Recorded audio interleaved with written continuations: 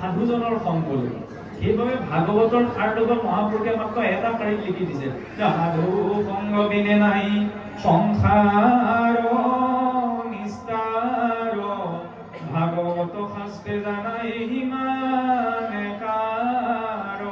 সাধু সংগলৈ যোৱা, সাধু সংগলৈ যোৱাৰ এটা পদ্ধতি আছে, কি আদৌ শ্ৰদ্ধা ততো সাধু সংগত ভজন ক্ৰিয়া ততো অনৰ্থ নিবৃত্তি নিষ্ঠা ৰুচিস্ততঃ অথাশক্তি ভাব ততো প্ৰেমত বুধনসতি সাধকা নাময়ম প্ৰেমে প্ৰাদুৰ্ভাৱে ভৱেৎ ক্ৰম। আদিতে কি আদৌ শ্ৰদ্ধা, শ্ৰদ্ধাযুক্ত হ'ল শ্ৰদ্ধাৱানৰ লগতে জ্ঞান। শ্ৰদ্ধাযুক্ত হৈ তেওঁ সৎসংগলৈ যাব। সৎসংগলৈ কি কৰিব? ভাল বেয়া শুনিব নি? নুশুনে।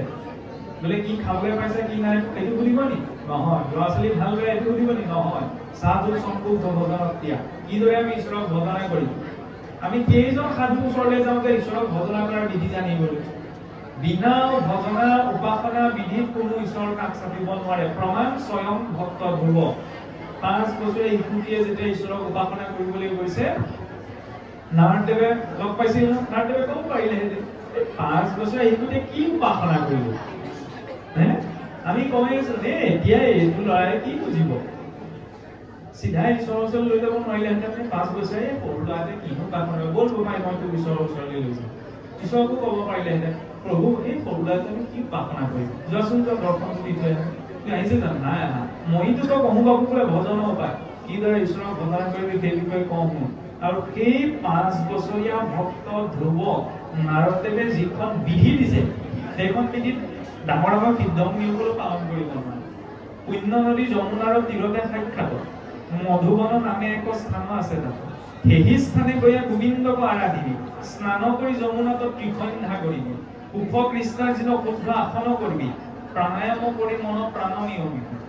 প্ৰণৱ উচ্চৰি হিনি পংকজ মধ্যত প্ৰথমতে কৃষ্ণক চিন্তি বিহিদয়ত।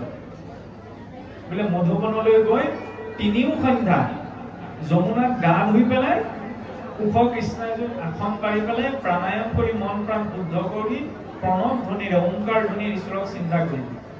আমাৰ ত্ৰিসন্ধ্যা বাদ দিয়কচোন, দ্বিসন্ধ্যাই কৰা সম্ভৱ নহয়। পুৱা গধূলা কেইজনে ঈশ্বৰৰ উপাসনা কৰে সেইটোহে নিজক সুধিবলগীয়া কথা।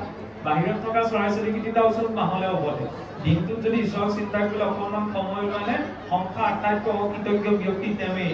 কাৰণ আগতে অসুৰবিলাকেও ঈশ্বৰক চিন্তা কৰিলে পাহৰা নাছিল, আমিবিলাকে পাহৰি থাকিলো। আগতে চাওকচোন সন্ধ্যা লাগিল মাত্ৰ প্ৰতি ঘৰ গৃহতে ঈশ্বৰৰ উপাসনা হৈছিল। অন্ততঃ ঘোষাই বাগিৰ শব্দ এটা শুনিবলৈ পোৱা গৈছিল। আজিকালি সকলোৱে একাকাৰ ক'ব পাৰিবনে সন্ধ্যা লাগিল মাত্ৰ মোৰ গৃহখনত ঈশ্বৰৰ উপাসনা হয় বুলি? 10 জনৰ আগত মই বেয়া মাতটো ডাঙৰকে মাতিবলৈ অকণো লাজ নকৰোঁ, কিন্তু সন্ধ্যা লাগিল মাত্ৰ আকৌ প্ৰাৰ্থনাটো কৰিবলৈ মই লাজ কৰোঁ নহয়। সেইটো মানসিকতা ভগতি নহয়। আৰু এইবিলাক কোনো ডাঙৰ কথা নহয়, ইয়াত কোনো সাংঘাতিক তত্ত্ব কথা নাই।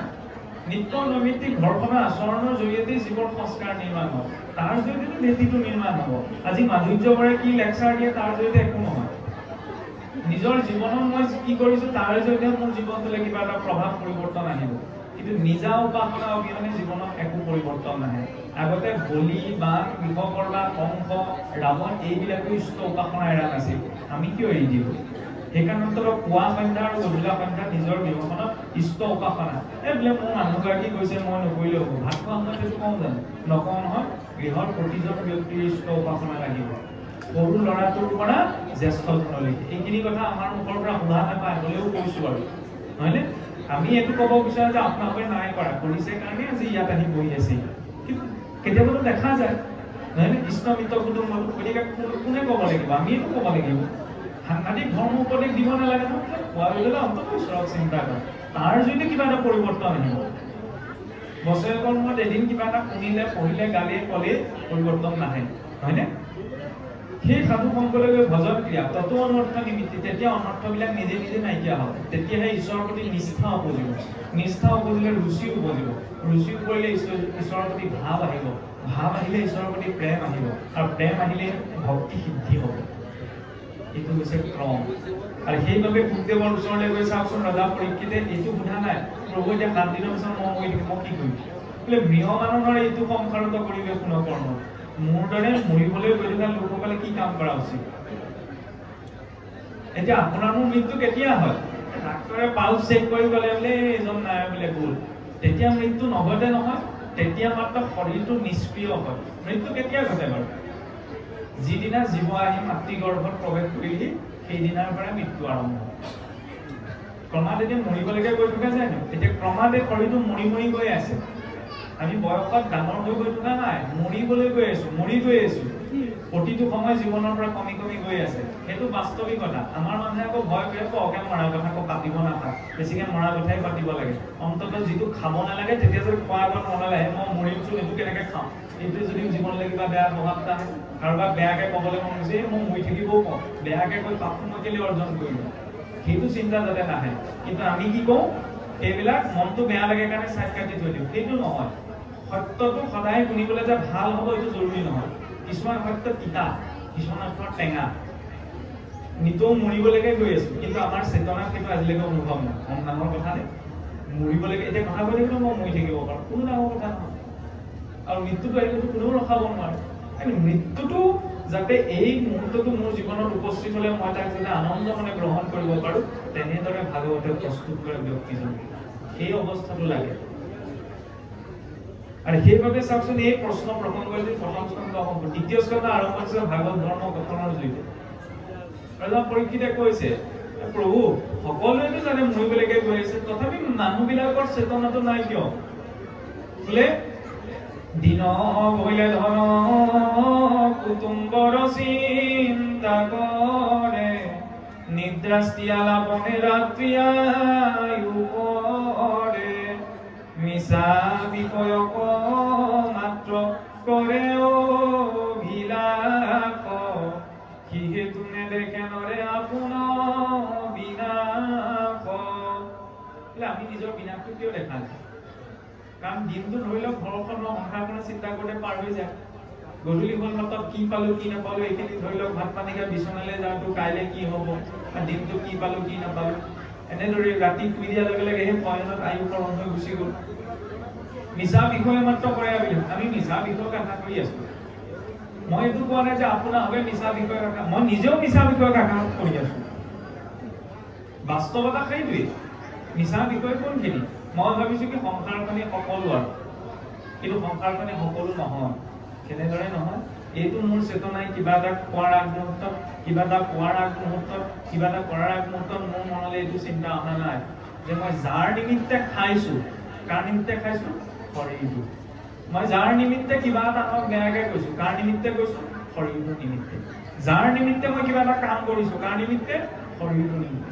এইটো নিজৰ হয়নে নহয়? এইটোতো নিজৰ নহয়।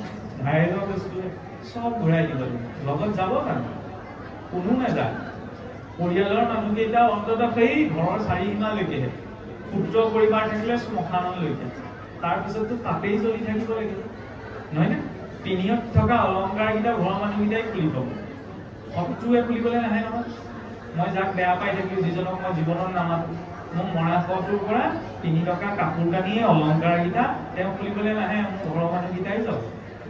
মৃতকৰ লগত চোৱা থাকিব বুলি বস্ত্ৰ ভৰিত সকলো শ্মশানলৈ পঠাই দিয়ে, কিন্তু সোণৰূপৰ অলংকাৰকেইটা আমি কোনেও পঠাই নিদিওঁ। আসক্তি ক'ত আছে তেতিয়াহ'লে? গতিকে বাস্তৱতাটো এতিয়া অনুভৱ কৰা এই চিন্তা শক্তিটো থাকোঁতেই তেতিয়াও একমাত্ৰ এটা সত্তাহে লগত থাকে, ঈশ্বৰ। এতিয়াও ঈশ্বৰৰ লগত আছে, খালি আমি গুৰুত্ব নিদিওঁ, আৰু তেতিয়াও একমাত্ৰ ঈশ্বৰেই লগত থাকে। গতিকে সময় থাকোঁতে সেই সম্বন্ধটো বুজাৰ প্ৰয়োজন। সেই বুজাৰ মাধ্যমটো হৈছে ভাগৱত মহাধৰ্ম। মহাপুৰুষে মাত্ৰ ৩টি শাৰীত লিখিছে, পৰৰ ধৰ্মক কিবা কথা আছে, কেতিয়াও পৰ ধৰ্ম বুলি কাকো নিন্দা নকৰিব। কাৰণ এতিয়াও আমাৰ ভাগৱত মাৰ্গত দেখা দিছে যে ভাগৱত ব্যাখ্যা, ধৰ্মালোচনা, চৰ্চাৰ মাজতো সেই বোকাচতীয়া কাৰবাৰটো আমাৰ চলি আছে। ইজনে সিজনৰ পন্থক গালি পৰা, সিটোৱে সিটো পন্থক গালি পৰা। স্কুল কলেজবিলাক সকলোৱে একেখন হোৱা সম্ভৱ নহয়, বেলেগ বেলেগেই হ'ব, কোনেও এক কৰিব নোৱাৰে। শিক্ষাটোতো একেটাই, নৈবিলাক গৈটোতো এখন সাগৰতেই পৰিবগৈ, নহয়নে? গতিকে মাৰ্গ ভিন্ন হ'ব পাৰে, লক্ষ্য এটাই। সেইটো ভাৱনা দেখি কেতিয়াও যাতে পৰধৰ্ম বুলি কালিও নিন্দা আচৰণ নহয়। যাৰ চেতনাই যিটো ঢুকি পাইছে, নহয়নে? আজি মোৰ চেতনাত মই যিটো ঢুকি পাইছো সেইমতেইতো মই কাম কৰিম। আপুনি লাগে মোক আৰু বুজাই থাকক। ঠিক তেনে আপোনাৰ চেতনা বুদ্ধিয়ে যিটো ঢুকি পাইছে আপুনি সেই অনুসাৰে কৰ্ম কৰিব। গতিকে যিদৰে যিজন ব্যক্তিয়ে খালি উপাসনাৰ মাৰ্গটো শাস্ত্ৰ অনুবৰ্তী হ'ব লাগে, এইটো নহয় যে মই মনে ভাব। কাৰণ আজিকালি আমাৰ অসমখনতো স্বয়ংভূ গুৰুৰ সংখ্যা বহুত বৃদ্ধি পাইছে। কোনোবাই গুৰুৰ কথা জানিলে গুৰু হ'ব নোৱাৰে, আগতে চাওকচোন এই যেতিয়া আপোনাৰ লক্ষ্মণ এই নাগপাশত বন্দী হৈছিল হয়নে ৰামচন্দ্ৰ ভগৱান আছিল তেতিয়াতো তেওঁ ঠিক কৰিব পাৰিলে নাই কি কৈছে বোলে মুখেন বৈদ্যক মাতি আনা ক'ৰ পৰা চিকিৎসক আনিছেগে শত্ৰুৰ ৰাজ্যৰ পৰা মুখেন বৈদ্যই যেতিয়া মাৰিছে পৰীক্ষণ কৰি গ'লে বোলে এওঁ এতিয়া পুনৰ সঞ্জীৱিত কৰিবলৈ সঞ্জীৱনী ঔষধ লাগিব সেইবোৰ হনুমন্তক পঠাইছে মানে ভগৱন্তয়ো সমাজৰ যিটো কৰ্মৰ যিটো ব্যৱস্থা সেইটো গ্ৰহণ কৰিছে বেমাৰ কৈছে কাৰণে চিকিৎসকৰ ওচৰলৈ গৈছে নহয়নে এতিয়া আমাৰ অসমত কেনেকুৱা কয় বোলে চিন্তা নাই মই একদম জোল এডাল দি দিম তাপিছ এটা দিম তোমাৰ নোহোৱা চাকৰিটো হৈ যাব নোহোৱা কামটো হৈ যাব এইবিলাক কি তেতিয়া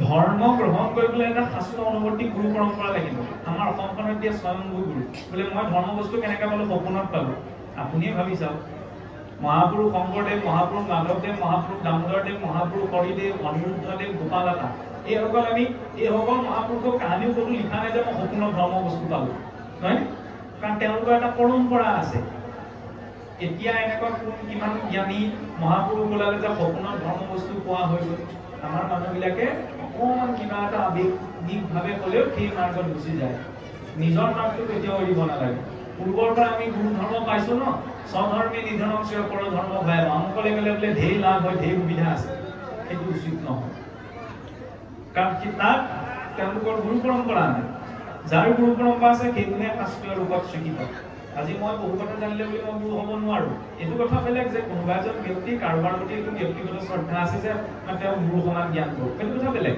ধৰ্ম মাৰ্গত ধৰ্ম বস্তু গ্ৰহণ কৰিবলৈ তেওঁ গুৰু পৰম্পৰাত থাকিবই লাগিব আৰু ৰজা পৰীক্ষিত সেই গুৰু পৰম্পৰাতে দীক্ষিত হৈ যায় সিহঁতসকলৰ ওচৰলৈ গৈছিল তেওঁলোকৰ প্ৰতিয়ন যোৱা নাই ন গুৰুদেৱে ভাগৱত পাইছিল ব্যাসদেৱৰ পৰা সেইকাৰণে গুৰুদেৱৰ মুখেৰে তেওঁ ভাগৱত পৰৰ ধৰ্মক নিহিংসিবা কদাচিত কৰিবা শান্ত চিত্ত সৰ্ব ধৰ্মত বৎসল সকলো ধৰ্মৰ প্ৰতি বৎসলতাৰ ভাৱ আনৰ কথা কি শিকিব পাৰ এইটো বৈষ্ণৱজনৰ ভাৱনা কৰিবা ভূতকলে সকৰুণ চিত্ত সমস্ত প্ৰাণীৰ প্ৰতি দয়া এই ভাগৱত ধৰ্ম জানা মনা বোলো এই ভাগৱত ধৰ্ম বেলেগকৈ পালন কৰিবলগীয়া একো নাই নহয়নে